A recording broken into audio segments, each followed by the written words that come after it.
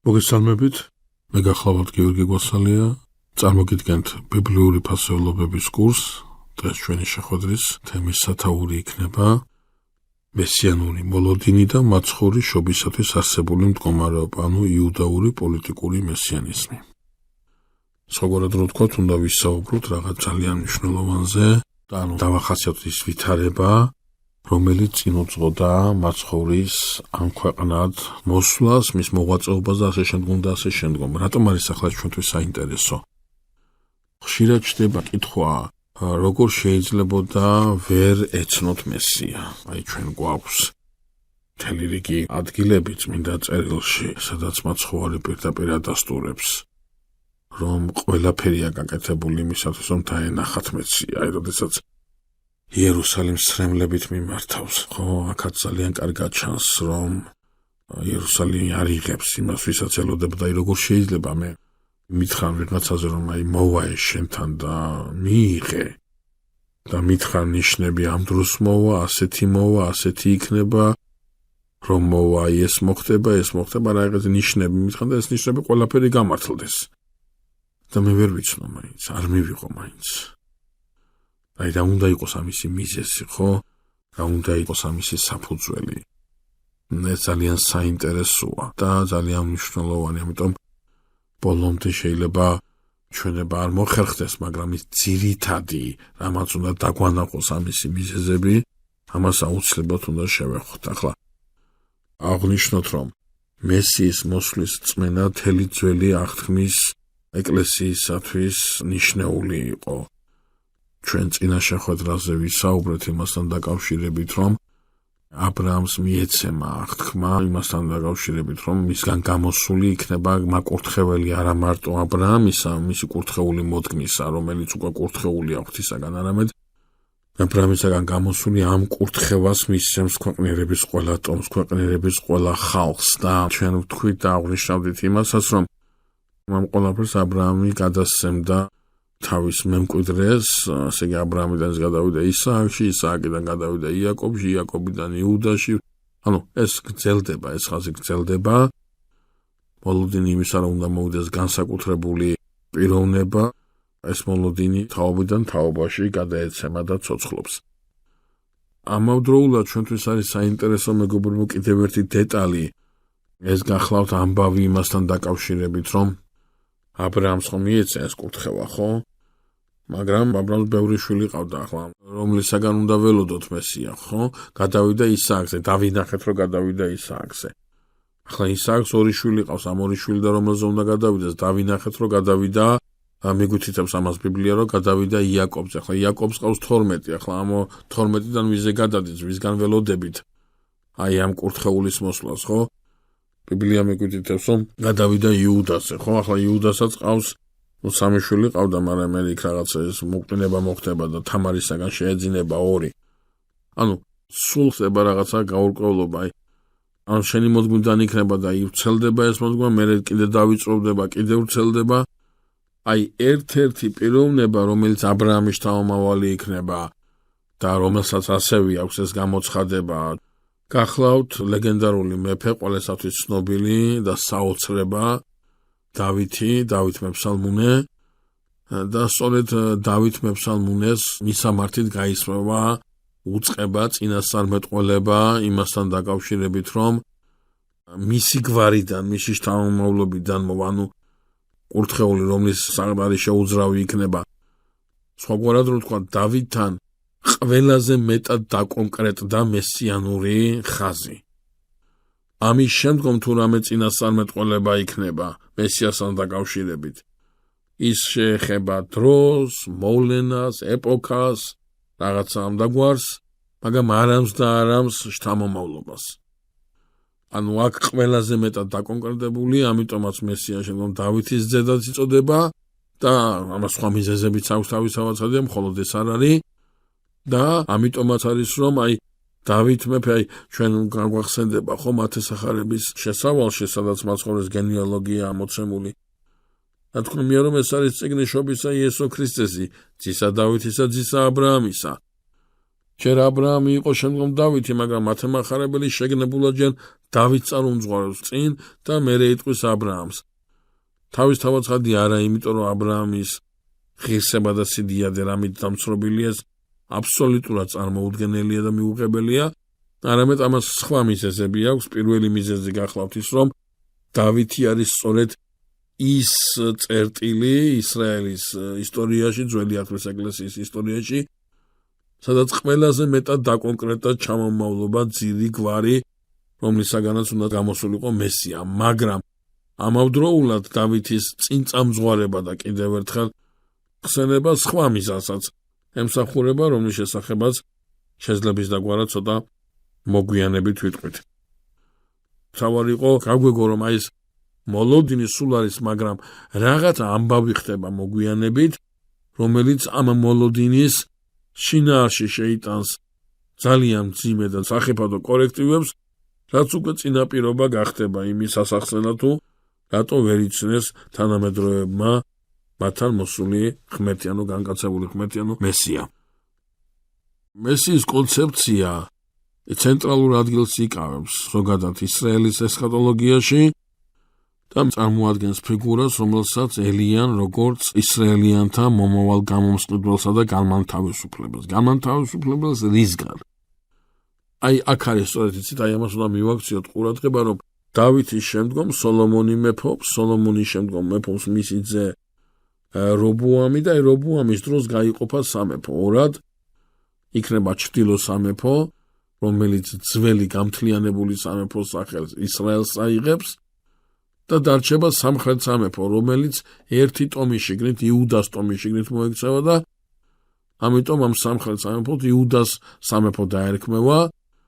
სხვადასხვა ურთიერთობებია ძალიან მძიმე, ძალიან ისეთი საინტერესო, საბოლოოდ მოხდება ისე, რომ ჯერ ჩრდილოეთ ნაწილი ტრანსიორდანიასთან ერთად ისრაელად სახელდებული სამეფო ლიკვიდირებული იქნება ასურეთის იმპერიის მიერ, შემდგომ სამხრეთი დარჩენილი სამეფო იუდას სამეფო წოდებული ლიკვიდირებული იქნება ბაბილონის იმპერიის მიერ და მოხდება გადასახლება ისრაელიანების ამ მთელ მსოფლიოში გაბნევა და დაიწყება ბაბილონის ტყვეობა, რომელსაც მოყვება მერე მიდო-სპარსეთის იმპერია, მიდო-სპარსეთის იმპერიას მოყვება მაკედონელის იმპერია, მაკედონელის იმპერიას სელევკიდებისა და პტოლემაუსების ნარჩენებზე აღმოცენდება ორი დაპირისპირებული სივრცე, ამ სივრცეში შემოდის შემდგომ რომის იმპერია და სწორედ აი ამ იმპერიის ჰეგემონობის ქვეშ მყოფ ისრაელიანებთან მოდის ჩვენი მაცხოვარი. ანუ თუკი ჩვენ საუბრობთ ამ ხაზზე, მესიის მოლოდინის ხაზზე,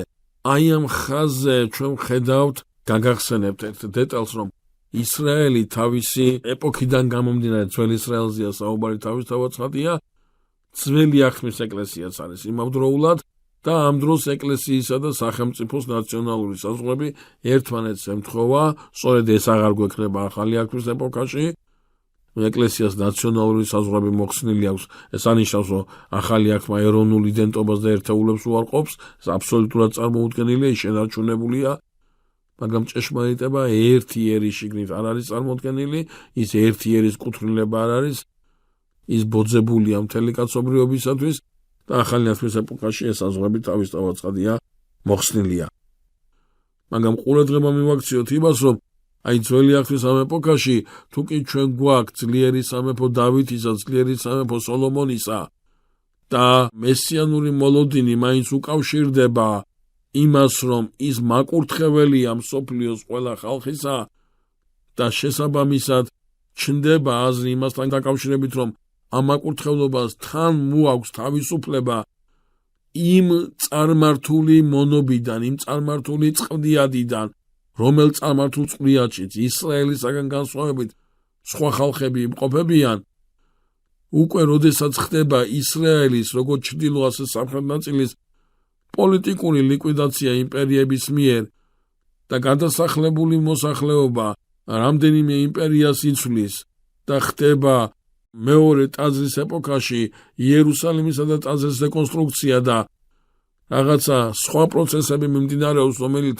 მეტად პოლიტიზირებულია ამ საზოგადოებაში, სწორედ ამ აზრის, ამ წარმართული სიბრელიდან გამოხსნის აზრის ფორმირება ნელ-ნელა ხდება პოლიტიკური გამომხსნელის პერსონისაკენ. ანუ ვიწროები აქვს გასასვლელი საღვთო განგებულებას და ამ ქვიტყენ უნდა იაროს სწორედ ისრაელმა ღმერთთან ერთად იმ იდენტობის შესანარჩუნება და იდენტობაც მას მამამთავარ ა ブラ ამისაგან აქვს წამოღებული და მისი მოძმას წარმოადგენს, მაგრამ მთელი პრობლემა იქნება ის, რომ მამამთავარ ა ブラ ამთან მიცემული მაკურთხევლის მომლოდინეობა გარდაიქმნება პოლიტიკური მხსნელის მოლოდინად, სადაც მთელი მესიანური შინაარსი ჩადებული იქნება იმ იდეაში, რომ მესია ძე დავითისა მოვა და ისრაელს აი ამ წარმართული წნეხისაგან გაანთავისუფლებს და აღუდგენს დავითის სამეფოს. უფრო უკანა პლანზე გადადის ხსოვნა და ცოდნა იმასთან დაკავშირებით, რომ იგივე მესია, რომელმაც უნდა დიახ აღადგინოს ისრაელი, ამ აღდგენილ ისრაელში გულისხმობს არა საზღვარ დადებულ სხვა ხალხთან, არამედ მაინც და მაინც სხვა ხალხებისადმი ნათლის მიმფენობას, მაკურთხევლობას და ამ ერთობაში შემოყვანას, იმ ჭეშმარიტ გამოცხადებით ერთობაში შემოყვანას, რომელიც გარკვეულ პერიოდამდე მხოლოდ ერთი ერის საქმე იყო. სწორედ ეს გახლავთ, მეგობრებო, აი ძალიან მნიშვნელოვანი, რომ ხდება მესიანური იდეის პოლიტიზირება. ანუ, როდესაც იწყება ისრაელიანთა ტყვეობა, ამ შემთხვევაში ყურადღებას ვაგრძელებთ ბაბილონის ტყვეობას, რომლის დროსაც ჩვენთანაც მცხეთაში ჩამოდის დიასპორა და აქ იწყებს ცხოვრებას და ჩამოაქვს უდიდესი სიწმინდე ელია წინასწარმეტყველის ხალენი, რომელიც იერუსალიმის დაქცევის შემდეგ შეიძლება ითქვას დარჩენილია ერთადერთ წმინდა მატერიალურ გამოხატულებად იმ იდენტობის მადასტურებლობისა, რა იდენტობაც მოაქვთ აი ამ დიასპორას ჩვენთან და საოცარი პერიოდი იწყება ჩვენი ქვეყნის ისტორიაში, როდესაც დაუსრულებელი და საუკუნოვანი მეგობრობა იწყება ქართულ კულტურასა და ისრაელურ კულტურას შორის, საოცარი დიალოგი იწყება, საოცარი თანხმობა იწყება და მართლაც საოცარი მეგობრობა და ძმობა იწყება, რომელსაც უბრალოდ საუკუნეების განმავლობაში ვერანაირი დასასრული ვერ აქვს. ესე ძალიან სიმპტომატურია როგორც ჩვენი ქვეყნის, ასევე იუდაური კულტურის ისტორიისათვის. მაგრამ ამას ახლა თავი დავანებო, ცოტა სიტყვა გაგვექცა განზე, მაგრამ აქ მნიშვნელოვანი რა არის? მნიშვნელოვანი გახლავთ ის, რომ ბაბილონის ტყვეობის დროს ისრაელიანთა შორის არსებული მოაზროვნეები ბევრ კითხვას სვავენ და ბევრ კითხვაზე პასუხს ეძებენ. ეს ახალი კითხვებია. ეს კითხვები ისრაელიანს არ უჩნდებოდა მაშინ, როდესაც ის აღთქმულ მიწაზე იყო. აი, როდესაც ბაბილონშია წასული და გადასახლებულია ძალიან დიდი რაოდენობა იუდას სამეფოს მოსახლეობისა და განსაკუთრებით დიდგვაროვნებისა, აი აქ ისმის ასეთი კითხვა, ღმერთი, რომელიც ისრაელში იყო, ღმერთი, რომელიც აღთქმულ მიწაზე იყო, ის ღმერთი სად არის ახლა? მეგობრებო, საქმე ის გახლავთ, რომ ძველი აღთქმის ეკლესიის თეოლოგიისათვის ნიშნეულია ღმერთის ლოკალიზების იდეა. მაგალითად, ერთ ადგილას დავით მეფსალმუნე, როდესაც მას რამდენიმე დევნა ჰქონდა, ახლა ყველა დეტალს ვერ შევეხებით სამწუხაროდ, მაგრამ ერთ-ერთი დევნიდან დაბრუნებული მსმენელთა მისამართით იტყვის ასეთ სიტყვებს, რომ მომიძულე და გამაგდეთ იქ, სადაც ღმერთი არ არისო და სად არ არის ღმერთი ყველგან არის. მაგრამ რადგან ისრაელის მიღმა იყო ამ დროს დავითი, რადგან ის დევნილობაში იყო დავითი, ავტომატურად იმ დროის წარმოდგენის მიხედვით იგულისხმებოდა, რომ სხვა ადგილას ისრაელის ღმერთი არ არის, ღმერთი კი მზრუნველობს მასზე. მაგრამ ისრაელის ღმერთი ისრაელშია, მოაბის ღმერთი მოაბშია, ეგვიპტის ღმერთი ეგვიპტეშია და ასე შემდგომ და ასე შემდგომ. ამიტომაც, როდესაც ვსაუბრობთ, ჩვენ გავიხსენოთ ასევე სამარიტელი დედაკაცი, ხო, ჩვენ ამ მთაზე ვცემთ თაყვანს, თქვენი მთაზე ვცემთ თაყვანს, ხო, მაცხოვარზე ეკითხება, რომელიაო მართალიო ამას იძიებს ეს დედაკაცი და მაცხოვარი გვახსოვს აპასუხსაც ასლებს, ხო, რომ ღმერთი სულია და სულთა ჭეშმარიტებით და თანააცმას თაყვანისცემა. მაგრამ თვითონ ამ სამარიტელი დედაკაცისათვის თაყვანისცემის ადგილი სადღაც ლოკალიზებულია, რაღაცით არის შემოსაზღვრული, რატო ამ ეპოქის მახასიათებელია, რელიგიური აზროვნების მახასიათებელია ღმერთის თაყვანისცემის, ღმერთის ყოფობის ადგილის რაღაცა ლოკალიზება განსაკუთრებით მთების რეგიონში. მაგრამ უკვე ბაბილონში წასული, ბაბილონში გადასახლებული ისრაელი, იგივე ძველი აღთქმის ეკლესია, ხო? იწყებს ფიქს იმასთან დაკავშირებით, რომ ახლა ისინი ბაბილონში არიან და ღმერთი სად არის? და აი აქ ნელ-ნელა შემოდის ისრაელიანთა შორის შემოდის აზრი ღმერთის კიდე სხვა გამყოფობის შესახებ. რომ ღმერთი მარტო ისრაელში კი არ არის. ღმერთი იქ არის, სადაც მისი ეკლესიაა. ღმერთი იქ არის, სადაც მისი კრებულია. და უკვე ბაბილონიდან ასე იბზირება ძველი აღთქმის ეკლესიის კვიდრი, აი ამ სიახლესთან არის ის წილნაყარი და ამ სიახლემ მას უნდა მისცეს გააზრება იმისა, რომ ამ შემთხვევაში მათი ტყვეობა თავის თავში გულისხმობს არა მარტო იმას, რომ მამების გზაზე დადიოდნენ და ღმერთს არსებდნენ დაყვანს და კეფთაყვანისმცემლობაში იყვნენ ჩაფლული და ამიტომ ბაბილონში არიან გაფანტულები, არა, ამავდროულად იმათთან ერთად გაიფანტა მონოთეიზმის იდეა, გაიფანტა ჭეშმარიტი სწავლების იდეა, გავრცელდა მესიანური მოლოდინის იდეა იმ მესიანურისა, რომელიც ისრაელს ჰქონდა. შესაბამისად, ნათელის მიფენა კაცობრიობაზე, ანუ ის, ვინც უნდა მოვიდეს და აკურთხოს აბრაამის წიაღის მიღმა ყველა ტომი ქვეყნიერებაზე, სწორედ მიუთითებს რაღაცა ამ საზღვრების მოშლაზე, ამ ნაციონალური საზღვრების გადაბიჯებაზე. თუმცა დროთა განმავლობაში ეს ხედვა რჩება მხოლოდ რჩეულთა შორის, რჩეულებში გულისხმობს ისინი, რომელიც აგრძელებენ მჭვრეტელობას, ღვთისმჭვრეტელობას და ღმერთი გამოირჩევს მათ შორის წინასწარმეტყველებს და აწინასწარმეტყველებს და ხდება სწორედ უმრავლესობის შემთხვევაში მესიანური აზრის პოლიტიზირება, არამართებული გააზრება. ახლა ამას კიდე რა უწყობს ხელს და კიდევ რა არის აქ ძალიან მნიშვნელოვანი. მეგობრებო, საქმე ის გახლავთ, რომ როდესაც მოხდება ბაბილონის იმპერიის ჩანაცვლება მიდოს სპარსეთის იმპერიით და მოხდება ისე, რომ კიროს მეფის ბრძანებით ნება მიეცემა ებრაულ დიასპორას დაბრუნდეს სამშობლოში და იქ მოახდინოს რეკონსტრუქცია თავისი სივრცისა, აი აქ ძალიან საინტერესო მომენტები იწყება. საქმე ის არის, რომ როდესაც ჩამოვა ისრაელიანთა ჯგუფი და იუდაიზმი და იუდეველობა აქედან უნდა იღებდეს სწორედ დასაბამს ეს ტერმინი და ყოფილი იუდეის სამეფოში ხდება მათი შემოკრება და ამიტომაც ისინი ამ სახელს იმემკვიდრებენ ამ შემთხვევაში. მოხდება ისე, მეგობრებო, რომ ხდება ჯერ ტაძრის რეკონსტრუქცია, მერე იერუსალიმის კედლების რეკონსტრუქცია, შემდგომ ხდება მსხვერპლშეწირვის დაწყება, ეს გარკვეულ პრობლემებს და ხიფათს უკავშირდება, ბარიერების გადალახვას უკავშირდება, დროებით აღმაფრენასა და ხალხში ამ აღმაფრენის სულის ჩაკვლას უკავშირდება. ძიმე ისტორიას გადის ძველი აღთქმის ეკლესია პირველი ტაძრის პერიოდიდან მეორე ტაძრის პერიოდამდე. პირველი ტაძარი რომელია, რომელიც სოლომონის დროს აიგო დავითის ძისა. მეორე ტაძარი რომელია, ტყვეობის შემდგომ პერიოდში აგებულ ტაძარს მეორე ტაძრის პერიოდი ქვია და სწორედ ამ მეორე ტაძრის პერიოდში ყალიბდება მესიანური პოლიტიკური შეხედულებები, რაც მთლიანად შეუძლებელს გახდის. იხილონ ჭეშმარიტი მესია და ეს ძალიან მძიმე მდგომარეობა იქნება. სწორედ ამ დროს, აი ამ პერიოდში ხდება, როდესაც ისრაელიანთა ნაწილი ჩამოდის იერუსალიმში და ხდება ამ სამეფოს გარშემო რელიგიურ-კულტურული იდენტობის რეკონსტრუქცია, შევხედავთ სამ წიაღს. ხალხი, რომელიც დაბრუნდა სამშობლოში, ეს არის დიასპორა, რომელიც დარჩა აღმოსავლეთში და ეს არის დიასპორა, რომელიც წარმოქმნილია დასავლეთში.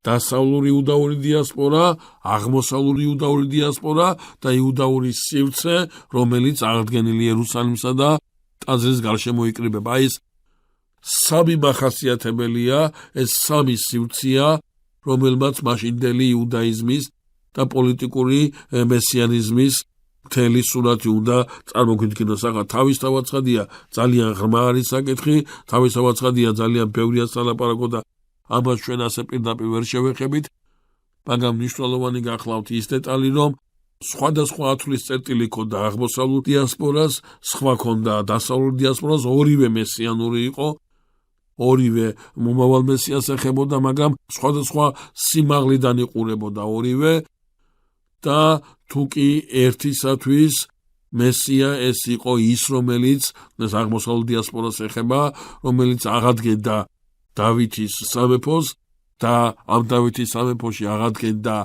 იმ მსახურებას, რომელიც მსახურების გაუქმების გამოც თავის დროზე ამ სამეფომ არსებობა მიატოვა დასავლური დიასპორისათვის ყველაფერი ეს უკავშირდებოდა არა მარტო ამ სამეფოს აღდგენას, არამედ უკავშირდებოდა ასევე ამ სამეფოს აღდგენით სხვა ხალხების ხსნასაც. აი ამას მივაქციოთ ყურადღება დასავლურმა დიასპორამ, რომელიც ალექსანდრიაშია ძირითადად წარმოდგენილი, ელინისთან, ელინურ კულტურასთან ახლო ურთიერთობის გამო გარკვეული სხვა ხედვა, უფრო შორს მიმავალი ხედვა შესთავაზა მეორე ტაძრის იუდაიზმს, სადაც სწორედ ხსნა არა დავითის სამეფოში, არამედ დავითის სამეფოს საზღვროს მიღმაც წარმოიდგინა, მაგრამ ორივესთვის ისევე როგორც იმ სივრცისათვის, რომელიც წარმოიშვა, ანუ დაბრუნდა ახლულ მიწაზე, მესიანიზმი უკავშირდება მაინც დავითის აღდგენილ სამეფოს. უკავშირდება მაინც რეკონსტრუქციას, არა ღვთისმსახურებისას, არამედ რეკონსტრუქციას იმ სივრცისას, სადაც ეს ღვთისმსახურება უნდა მიდიოდეს. ხალხის მიერ აქცენტი კეთდება არა იმ ურთიერთობაზე, რა ურთიერთობაც უნდა აღდგეს ღმერთთან, არამედ იმ სამეფოზე, რა სამეფოც ლეგენდარული იყო და ახსენდებათ ისრაელიანებს თავიანთ ისტორიაში. მივიწყებული ხდება მთავარი მიზეზი იმ სამეფოს არსებობისა და მივიწყებული ხდება მისია ისრაელის არსებობისა. მისია არის დაადასტუროს მესია, დახვდეს მესიას და სწორედ ამ მისიის მივიწყება ხდება. ახლა ყურადღება უნდა მივაქციოთ იმასაც, რომ აი ამ დროს ყალიბდება სხვადასხვა რელიგიურ პოლიტიკური მიმდინარეობები.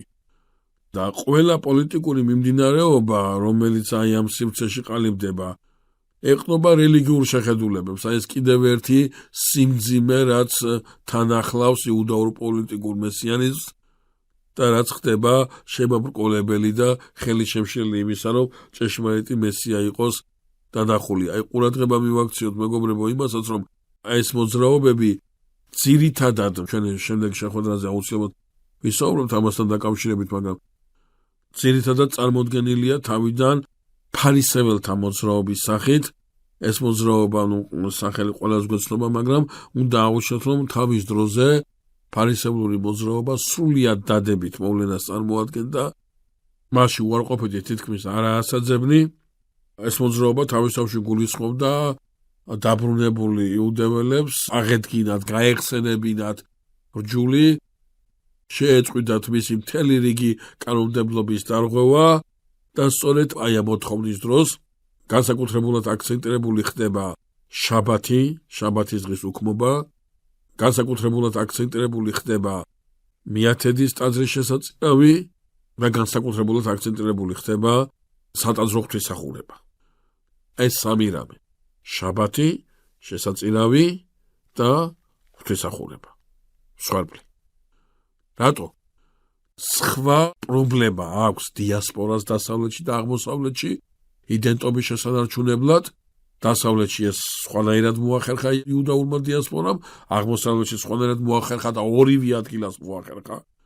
ორივე ადგილას წარმატებით დაიცვა თავისი იდენტობა, ეს ხაზგასმით უნდა იყვას, მაგრამ სხვა ბრძოლა იყო იმ მიწაზე, რომელ მიწაზეც ბრუნდება გადასახლებული მოსახლეობა.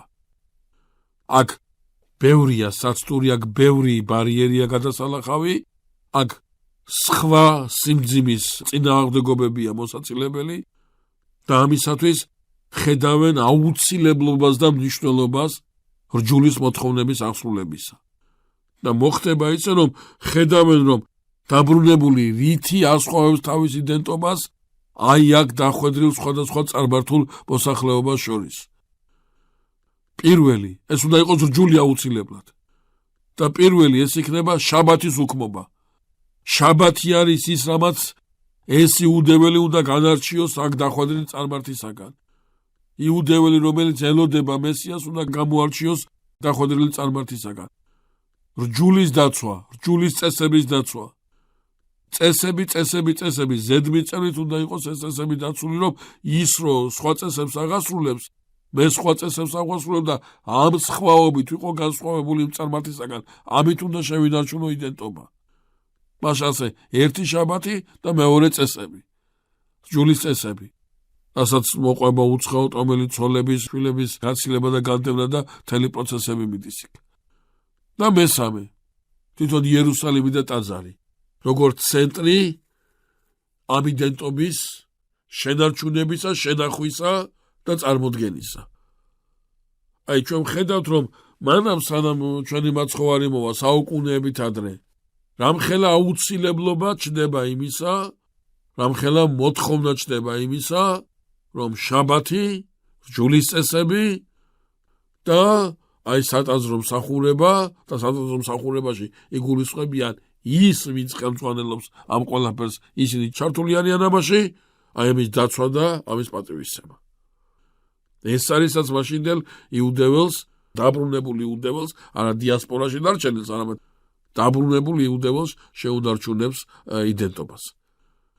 სწორედ აი ეს ხედვა არის ძლიერ ხაზგასმული მოგვიანო პერიოდში, მერე ამას სხვადასხვა წესები აქვს დამატებული და მოხდება ისე, რომ როდესაც მაკაბელთა აჯანყება მოხდება და ხასმონელთა დინასტია მოდის იერუსალიმში, მოხდება ისე, რომ ერთ-ერთი ხასმონელის დროს ერთ-ერთი მაკაბელი სირიის მმართველისაგან მიიღებს არა მარტო რელიგიურ, კულტურული წინამძღვრის, არამედ პოლიტიკური წინამძღვრის ტიტულსაც. და ერთ პიროვნებაში წარმოდგება მღვდელმთავარი და მეფე. ერთი პიროვნება იქნება პოლიტიკური ლიდერი და რელიგიური ლიდერი, ერთი პიროვნება ეყოლება მაშინდელ მეორე ტაძრის იუდეველებს. და ეს კატეგორიულად მიუღებელი იყო. ეს კატეგორიულად დაუშვებელი იყო. მაგრამ ყველა მიცოდა, რომ ერთადერთი, რომელიც თავის თავში გააერთიანებდა საერო და სასულიერო მმართველობას, ეს უნდა ყოფილიყო მესია. და ხასმონელთა დინასტიიდან აი ამ პატივის მიღება, ეს იყო ყოვლად მიუღებელი. და მოხდა ძალიან დიდი დაპირისპირება ამის ყვალობაზე და გაიყო ეს დიდი მოძრაობა, ბართლების მოძრაობა, ანუ ფარისეველთა მოძრაობა, აი გამოეყოფა მას მცირე ნაწილი, მაგრამ ძალიან გავლენიანი ნაწილი, რომელიც უკვე ჩვენ მერე სადუკევლების სახელით ვიცნობთ. აი სადუკევლები მიიჩნევენ დასაშვებად, რომ ერთ პიროვნებაში იყოს ეს ორი ტიტულატურა გაერთიანებული, რადგან ამ შემთხვევაში პოლიტიკური ისრაელი სჭირდება ასე. ისრაელისათვის კეთდება ეს, იერუსალიმისათვის კეთდება ეს, შაბათისათვის კეთდება ეს, რჯულის წესებისათვის კეთდება ეს.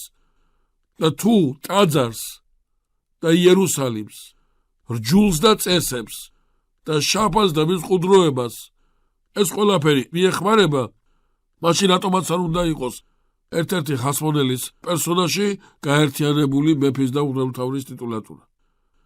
სადუკევლებისთვის ეს დასაშვებია, ფარისევლებისთვის დაუშვებელია. და ძალიან დიდი დაპირისპირება სხვადასხვა, რომელიც მე სახარებაში ციგზნობა, აქედან იწყება სწორედ. და შემდგომ ფარისევლები დათმობენ და შეთანხმდებიან იმაზე, რომ ეს ტიტულატურა კი ბატონო დარჩენს, მხოლოდ მანამ სანამ მოვა ის სარწმუნო და კურთხეული წინასწარმეტყველი და იმის მერე უნდა დათმობილი იქნას ამ დინასტიისაგან ეს ტიტულატურა, ამაზე შეთანხმდებიან. მერე კიდე სხვა ისტორია იწყება, მაგრამ ჩვენთვის მნიშვნელოვანი რა არის? ჩვენთვის მნიშვნელოვანი ის არის, რომ მთელი ამ პერიოდის განმავლობაში, ვიდრე ჰეროდე დიდის ჩათვლით, აი ეს პარტიული დაპირისპირებები უკავშირდება ერთადერთ რამეს, რომ ერთმანეთის საწინააღმდეგოდ მოიპოვონ ძალაუფლება, მოიპოვონ ფინანსური გავლენა და ამ ძალაუფლებისა და გავლენის მიღმა მთელი რიგი წესები შემოიღონ. და სწორედ ამ წესები დაღლილი რელიგიური საზოგადოება ხდება ჩვენს მაცხოვარს.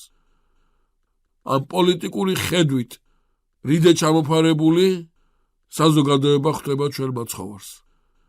და სწორედ აი ეს არის ის მიზეზი, რის გამოც ერთ-ერთი მიზეზი თავისთავად ცხადია, რის გამოც ვერ მოხერხდება ჭეშმარიტი მესიის შეცნობა. აი ძალიან საინტერესოა ერთი დეტალი ამასთან მიმართებაში, რომ ყურადღება მივაქციოთ ამ დეტალსაც. საქმე ის გახლავთ, მეგობრებო, რომ ელოდებოდნენ, როგორც ვთქვით, დავითის დროინდელი საოცრად დიდი სამეფოს და ძლიერი სამეფოს რეკონსტრუქციას მესიის მიერ. სხვათა შორის ამიტომაც ზედავითისა გახსოვთ ხო, ჩვენი საუბრის ერთ-ერთ მომენტზე ვთქვით, რომ მეორე მიზეზსაც ვახსენებთ და აი ახლა უნდა შევეხოთ ამ დეტალსაც, რომ თვითონ მესიანური მახასიათებელი ზედავითისა ძლიერ პოლიტიზირებული გახდა. მაშინ ხედავდნენ მხოლოდ პოლიტიკურ მესიას. აი თუ დავაკვირდებით ჩვენ იოანე ნათლისმცემლის მოწმობაში, 4-ვე სახარებას თუ წავიკითხავთ პარალელურად, ნახავთ, რომ იოანე რამდენიმე ეპიტეტს იყენებს მომავალი მესიის დასადასტურებლად. არც ერთხელ არ იყენებს ტერმინს ძე დავითისა. არც ერთხელ არ მიმართავს ამ ტერმინს. რატო? იმიტომ რომ იოანე ნათლისმცემელი ჩვენ ამას შემდეგ შეხვედრაზე ვისაუბრებთ, ეყრდნობა მესიის შეცნობის სხვა საშუალებას, ეს არის სინანული. და მან რომ დაიწყო საუბარი დავითის ძესთან დაკავშირებით, მაშინ მისი მსმენელი, იმდროინდელი საზოგადოებრივი აზრის ქროლვის შესაბამისად ნათლისმცემელის მოსმენას დაიწყებენ პოლიტიკურად ანგაჟირებულები. აი ჩვენ მერე ვიტყვით შემდეგ შეხვედრაზე ვნახავთ ამას და ვიტყვით, რომ როგორი მიუღებელია სახარებისათვის, როგორი მიუღებელია ქრისტიანობისათვის, როგორი უცხოა და როგორი აბსოლუტურად უარყოფილია ქრისტიანობისაგან ის, რომ რაიმე პოლიტიკური, რაიმე მსგავსი ელემენტი არათუ შეეძინოს, არამედ მიახლოს კიდეც იმ სწავლებას, იმ მოძღვრებას, ცხოვრების იმ მიმართულებას, რომელიც იესო ქრისტემ მოიტანა და თავისი ეკლესიის წიაღში დაასაძირკვლა. როგორი მიუღებელია პოლიტიზირება ქრისტიანობისა, პოლიტიზირება მისი ცხოვრების წესისა, ის უნივერსალურია, ის ვერ იქნება მხოლოდ მიწიერი საზომით, ან და რომელიმე ნაციონალური და რაღაცა კულტურული საზომით შემოფარგლული. უნივერსალურია და მარადიულია. ამ ნიშნებით შეიძლება მხოლოდ მასზე საუბარი. ახლა რომ დაუბრუნდეთ ჩვენ თემას კიდევ ერთხელ და საგრძნობი მაგალითი, ისე მნიშვნელოვანი მაგალითი წარმოგიდგინოთ, ეს გახლავთ მეგობრებო, აი მაგალითად როცა ვსაუბრობთ, ხო რომ მესიას ელოდებოდნენ როგორც დავითის ძეს, როგორც დავითის სამეფოს აღმადგენელს, ხო? აი ამ სამეფოში რა უნდა ხდებოდეს, ხო? ამ სამეფოს ყავს თავის მოქალაქეები, ხო? შესაბამისად მესიისაგან რას ელოდებიან? ამ დავითის აღდგენილ სამეფოში ელოდებიან აღდგენილ უფლებებს, პრიორიტეტულ მდგომარეობებს და ამიტომაც მესიის მოლოდინი აქვთ არა იმდენად სულიერი თავისუფლების მისაღებად, რამდენადაც დაკარგული აი ამ მდგომარეობის რეაბილიტაციისათვის. ამიტომაც ყველა ვინც მესიის სამეფოს ელოდება, რომ მესიისაგან ის მიიღებს გარკვეულ ძღვენს, გარკვეულ ჩასუგარს, იმისათვის რომ ის იმ რჯულს, იმ წესებს აღასრულებს, რომელიც წესებიც ღმერთმა დაუდო ისრაელს. აი, გაგვახსენდება ჩვენ ფარისევლის ლოცვა. ღმერთს ეუბნება, მარხულობს, ლოცულობს, მიათეც იძლევა და არ კადრულობს იმის გაკეთებას, რასაც ის მეზვერი აკეთებს, რომელიც იქვე დგას ტაძარში. ყველა მამა თითქმის იმას აღნიშნავს, რომ ეს ფარისეველი მართლა ასე ცხოვრობდა. მართლა უაღრესად რელიგიური იყო. მართლა მარხულობს, ლოცულობს, მართლა ცხოვრობს ამ ცხოვრებით. მაგრამ რა არის ფარისევლის პრობლემა? რატო ვერ გამოვა ის გამართლებული? რატო გამოვა გამართლებული მეზვერე? ფარისეველზე გამართლებული რატო იქნება მეზვერე? ვინაიდან ფარისეველისათვის აი ეს ყველაფერი, რასაც აკეთებს, არის ნუსხა, რომელიც უნდა დაახვედროს ღმერთს. ეს ყველაფერი ღმერთთან შესახვედრად კი არ ჭირდება. ეს ყველაფერი ღმერთის დასახვედრად ჭირდება. რატო? იმიტომ რომ როდესაც მესია მოვა, მესიამ რა უნდა გააკეთოს? აი ამდაერ კეთილშობილ, ამდაერ წესების შემასრულებელ ფარისეველს, ისრაელიას უნდა მისცეს უფრო მეტი მიწა, უფრო მეტად უნდა გაანთავისუფლოს გადასახადისაგან, უფრო მეტი მონადამსახური უნდა მისცეს, უფრო მეტი გამორჩევა უნდა მისცეს, უფრო მეტი პატივი უნდა მისცეს და ამით არიან დაკავებულები. აგროვებენ რაღაც კეთილ საქმეებს, რომელი კეთილი საქმეებიც უნდა დაახვედრონ ღმერთს. არ აგროვებენ მოლოდინს, არ აქვთ მოლოდინი ღმერთისადმი, რომლითაც მათ უნდა იცნონ მესია. აი ეს არის ძალიან მნიშვნელოვანი და მაგალითისათვის რო ვთქვათ, არის წარმოდგენილი სიტყვაზე ვთქვათ ასეთი ტერმინი მართალი, ხო? აი მართლის გააგება, აზრება როგორია ამ პერიოდში. მართალია ის, ვინც ჯულის ბევრ მოთხოვნას აღასრულებს. ვინც უფრო მეტს აღასრულებს, ის უფრო მართალია. მეტად მართალია და შესაბამისად, როდესაც მესია მოვა, რას იზავს? აი ამ მართლებს გამოირჩევს, ამ მართლებს დაიდგენს თავის გარშემო სწორედ. ამ მართლებს მისცემს პრეროგატივებს სწორედ პრივილეგიებით, ამ რჯულის აღმასრულებელ მართლებს აღჭურვა სწორედ ვინაიდან შაბათის დაცვა, რჯულის წესების მოთხოვნის დაცვა, ტაძართან ურთიერთობის წესების დაცვა, ეს არის ის, რითაც აი ამ პერიოდში იუდაიზმი იდენტობას ინარჩუნებს. ამაზე კეთდება აქცენტი თაობიდან თაობაზე, არ უსმენენ წინასწარმეტყველებს, რომლებიც აქცენტს აკეთებენ მოსეს რჯულზე და აქცენტს აკეთებენ იმ ურთიერთობაზე, რა ურთიერთობაც უნდა გამოიკვეთოს და დაინახონ ღმერთსა და ა ブラ ამს შორის, დავითსა და ღმერთს შორის და ასე შემდეგ და ასე შემდეგ. ამიტომაც შეჯიბრი არის ამასთან დაკავშირებით, ვინ უფრო მეტი რამე იცის რჯულიდან და ვინ უფრო მეტ რამეს აკეთებს რჯულიდან.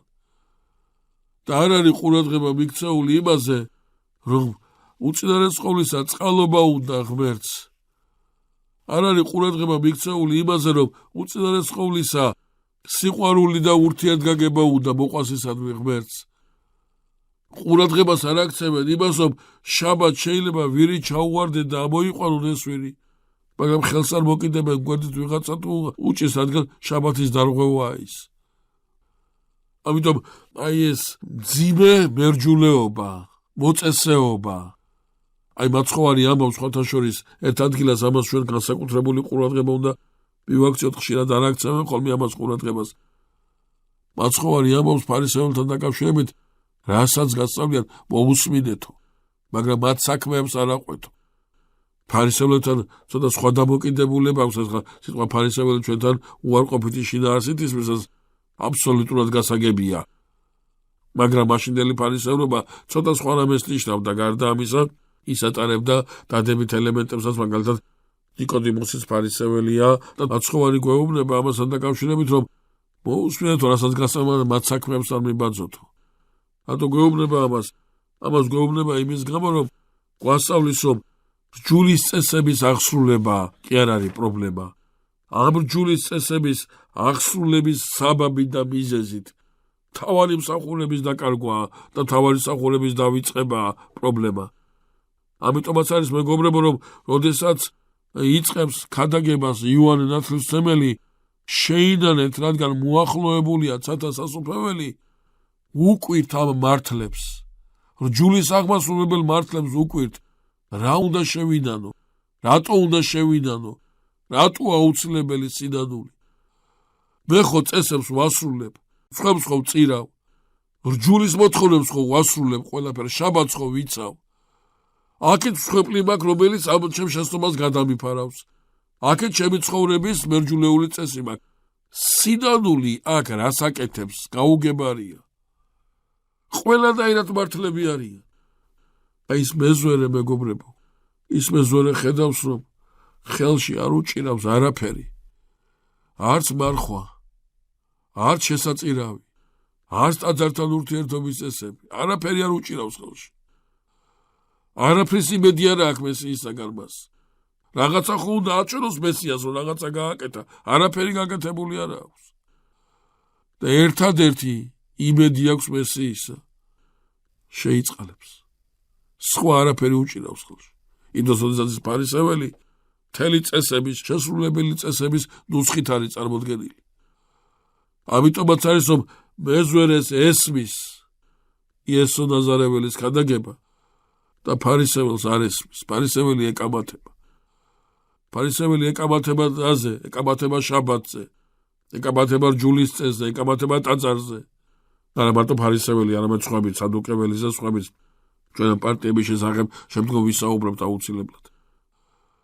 ეკამათება და ეუბნება, ხედავს სასწაულს, რომელიც შაბათს ახსულდა, აშკარა სასწაულია და მისდევს წესებს, სასწაული კი არ აფიქრებს. წესების დარღვევა აფიქრებს, რატო? იმიტომ რომ წესების დარღვევაში რაღაცა ისეთის დათმობას ხედავს, რომელიც მისთვის პრინციპული გახდა და თაყვანისცემის საგანი გახდა. ამიტომაც მაცხოვარი ამბობს, რომ ჯულის დასახსნად კი არ მოვედი, არამედ ჯულის აღსასრულებლად მოვედი. ეს ის რჯულია, რომელიც თქვენი სწავლებებით კი არ უნდა იყოს შემატებული. ეს ის უნდა იყოს, რაც მამამ მოგცა თქვენ. და მართლაც მოვა ჩვენი მაცხოვარი, მოვა მესია და მიუხედავად იმისა, თვალწრებლიანი შეხედავს იერუსალიმს, იერუსალიმი ვერ იცნობს მას, რომელიც არ მოსულა ძლიერ მოლაშქრედ, არ მოსულა იმპერატორად, არ მოსულა ძლევამოსილ მეფედ, არამედ მოვიდა მსახურად, მაინც ემსახურება ბოლომდე თავის ეკლესიას და გოლგოთაზე თავისი სიკვდილითა და შემდგომ აღდგომით ენით გამოთქმელ სიხარულს მიანიჭებს კაცობრიობას. დიდი მადლობა ყურადღებისათვის, დღეს ამით დავასრულოთ, გემშვიდობებით, მომავალ შეხვედრამდე.